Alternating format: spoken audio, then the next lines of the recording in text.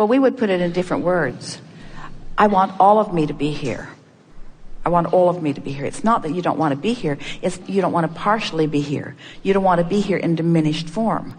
You don't want to be here as a less manifested version of who you are. You want all of you to be here. Because it's only in those down times that you think that. When you're rocking and rolling, when you're flowing, when you're feeling good, then there's no place that you would rather be. And that's why we speak of that eagerness. We think of these seminars, we've been calling them Art of Allowing. Perhaps we should begin calling them Eagerness Restoration Seminars. Because you came with eagerness because there was nothing that was muting it. You hadn't picked up things along your physical trail that you were using as vibrational reasons to disallow the fullness. Watch little kids and see their eagerness. There was a child at the airport who discovered the moving walkway and managed to get on it without his mother noticing. And so she's walking on normal ground while he's walking on the moving walkway, and she can't begin to keep up with him. And it's such a metaphor for life in general. In other words, parents can't vibrationally have a hard time keeping up with these noodled ones that are coming. And so in order to level the playing field, most parents and teachers and establishments set out to mute the eagerness as quickly as possible so that they can relate to their children. And we do everything we can to restore that eagerness at whatever stage of your life you're willing to begin to listen. So I don't know how to return myself to the eager person that I was born as.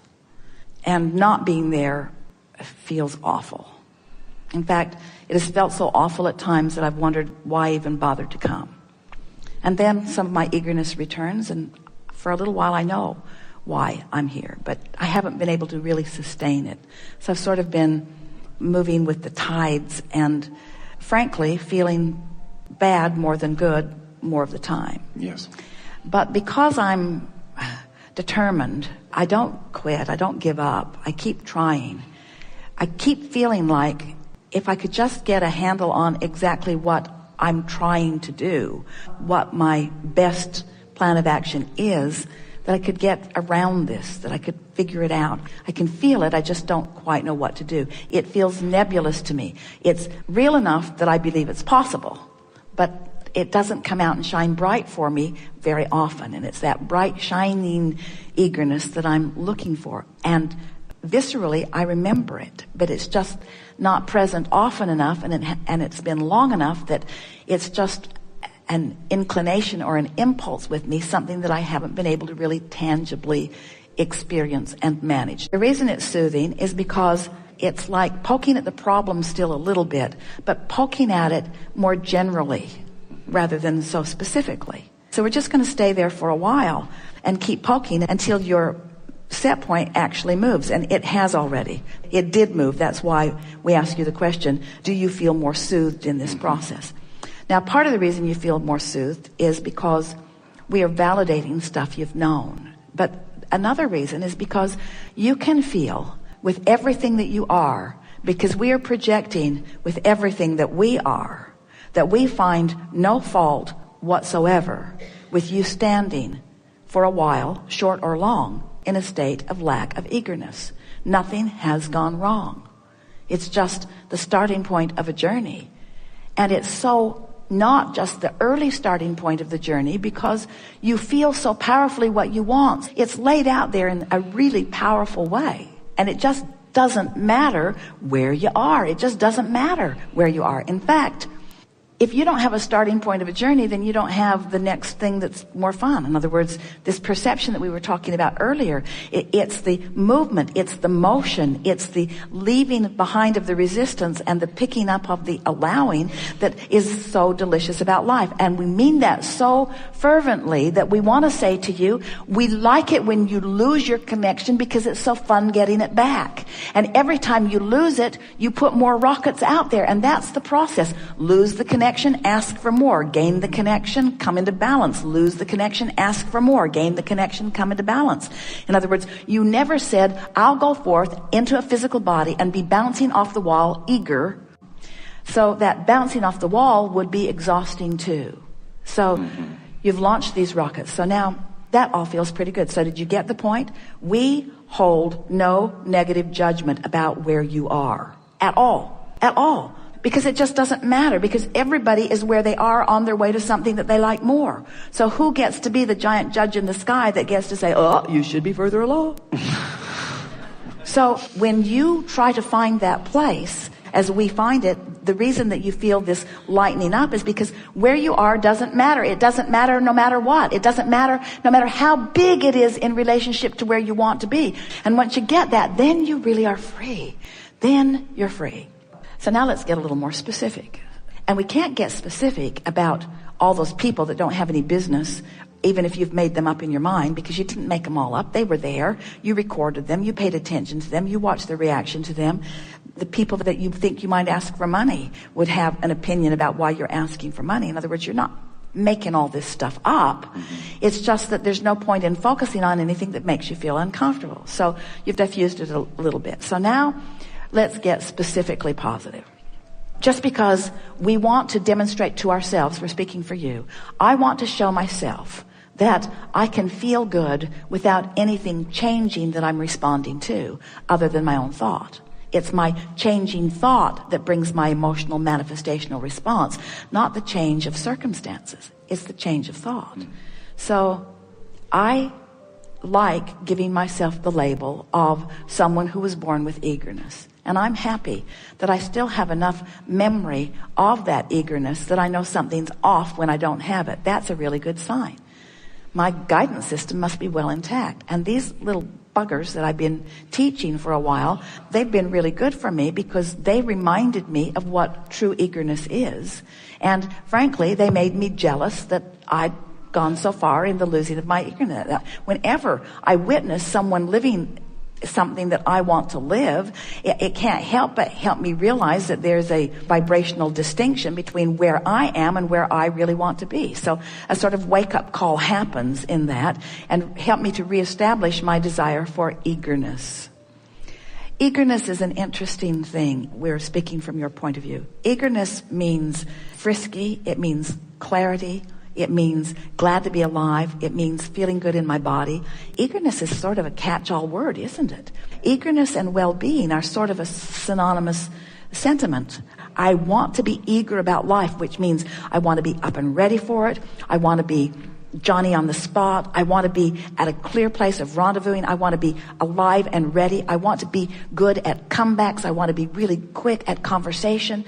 I want to have good timing in traffic. I like moving in my body and have good time. I like being productive in my body. I like it that when I open the cupboard door and something falls out that I catch it. I really like being tuned in, tapped in, turned on. Is this feeling good to you? Yes. I would now like to describe that eagerness that I've been missing as the allowance of the full presence of my inner being within me in my moment in time. That's what eagerness is. Eagerness is a moment in time when I haven't put myself in a vibrational frequency that disallows the fullness of who I am. So all along what I've been yearning for is to be who I came here to be in more moments of my life experience. And of course, it is completely irrational to believe that I could move through life with all of the diversity that is around me on this planet and maintain a perfect record of perfect vibrational frequency with my inner being. That's not even possible, and it is certainly not something that I came forth ever intending to experience. I didn't say, I'll go forth and just remember that vibration, because if you did, you couldn't interact with anyone.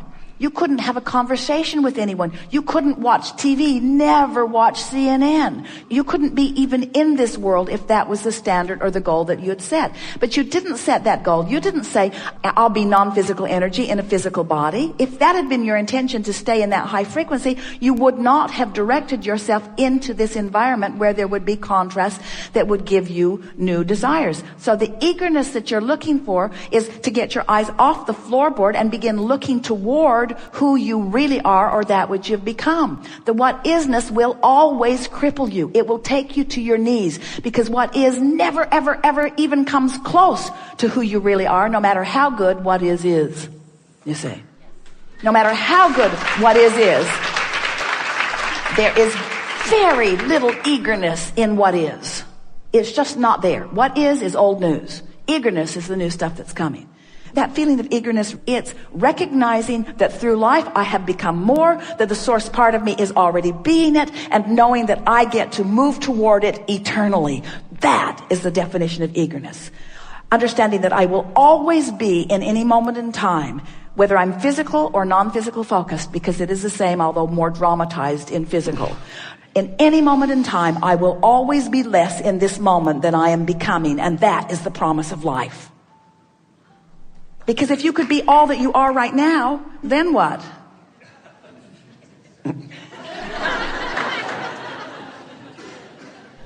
I don't know. I don't feel all that eager. Feel sort of done.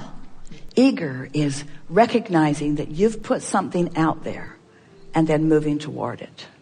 And nothing is more crippling than letting somebody convince you that you're in a not good place, that there's something wrong with the place you're in. Because there's never anything wrong with the place you're in. And sometimes we think that the worse place you're in any snapshot, the more eagerness is possible. We really want you to feel the relationship between what you're thinking right now and what the source within you is thinking.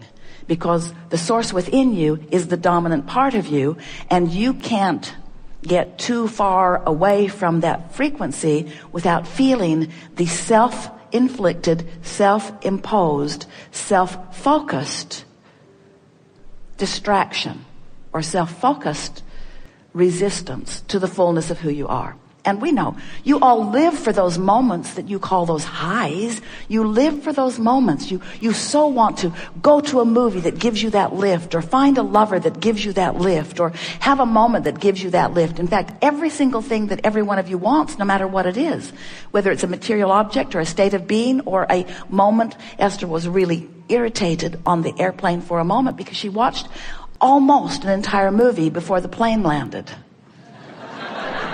And right at the end, right at the triumphant end, when everything was going to come into alignment and everything was going to work out just the way she had wanted it to through the whole movie, the little screen went up into the ceiling of the airplane, and Esther said, "No! What's wrong with this picture? I want to get to that good thing." And so we want you to realize that everything that you want is because you think you will feel better in the having of it. And that's an emotion that you're having. That's an emotional manifestation. So we think it is accurate to say everything that matters to you is because of the emotional manifestation. And if we can convince you that it's the emotional manifestation that you're going after, then you can be self-empowered in this moment to move yourself into that manifestation even before what you would ordinarily think is your justification for the manifestation of positive emotion has occurred. Once you understand that you're putting out a signal and that signal is being responded to, then it's not hard to figure things out once you begin making the correlation between your signal and what's happening. So how do you make the correlation? How do you translate this vibration into something that's meaningful? You do it in a lot of ways without even knowing you're doing it. You translate vibration, and that's why you see.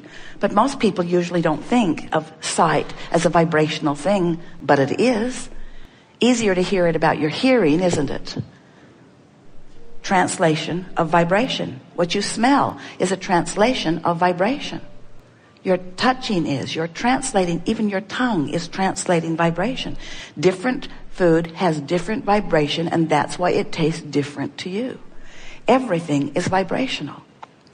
So when you begin to accept that this is a vibrational universe that you are translating, and that your senses translate it, and then you begin to become consciously aware of the most significant translator of vibration that you possess, which is your emotional center, then you begin to understand how things fit together.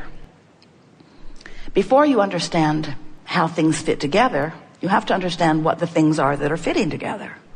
In other words, what makes the vibration that you call emotion is the positioning or the relationship between the vibration that you are offering from your broader non-physical perspective and the vibration that you're offering because of the thought you're thinking right now. In other words, you are